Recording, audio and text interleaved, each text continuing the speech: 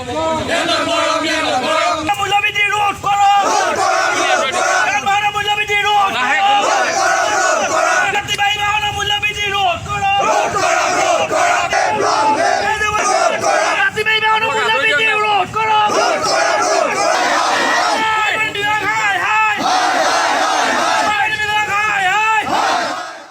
সম্প্ৰতি যোৰহাটত যাত্ৰীবাহী বাহন বিশেষকৈ বাছ, টাটা মেজিক এপে আদিয়ে অত্যাধিক ভাড়া লোৱাৰ বাবে জ্বলা-কলা খাব লগা হৈছে সৰ্বসাধাৰণ ৰাইজে।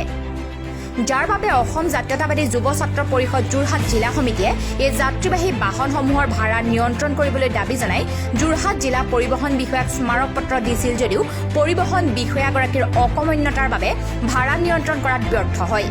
সেয়েহে যাত্ৰীবাহী বাহনসমূহৰ ভাড়া নিয়ন্ত্ৰণ কৰাৰ দাবী জনাই আজি যুৱ ছাত্ৰ পৰিষদে জিলা পৰিবহণ বিষয়া কাৰ্যালয়ৰ সন্মুখত ধৰ্ণা কাৰ্যসূচী ৰূপায়ণ কৰে।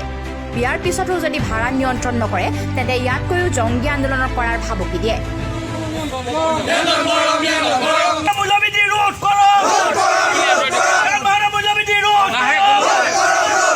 যাত্ৰীবাহী বাহনৰ মূল্যবৃদ্ধি ৰোধ কৰক।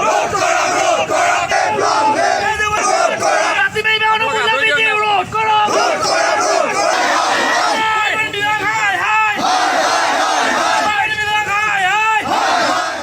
অকমন্যতাৰ পৰিপ্ৰেক্ষিতত আজি যোৰহাটৰ বিভিন্ন অঞ্চলৰ পৰা নগৰলৈ চলাচল কৰা যিসমূহ যান বাহন আছে, এই বাহনসমূহে যাত্ৰীৰ পৰা অত্যাধিক ভাড়া সংগ্ৰহ কৰি ৰাইজক মাধমাৰ সোধাই আহিছে।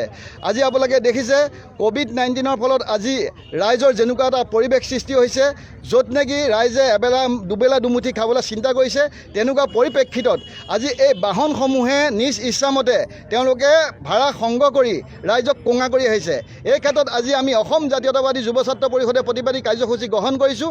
বিশেষকৈ আমি আজি কেইদিনমানৰ আগত যোৰহাট জিলা পৰিবহণ বিষয়াক স্মাৰক পত্ৰৰ জৰিয়তে এই বিষয়ে সমস্যা সমাধান কৰিবৰ কাৰণে দাবী জনাইছিলোঁ যদিও তেখেতে তেওঁ কোনো গুৰুত্ব প্ৰদান নকৰাত আজি যুৱ ছাত্ৰ পৰিষদৰ যোৰহাট জিলা সমিতিয়ে পুনৰ জিলা পৰিবহণ বিষয়াৰ কাৰ্যালয়ৰ সন্মুখত প্ৰতিবাদী কাৰ্যসূচী ৰূপায়ণ কৰিছোঁ। News desk report UNA।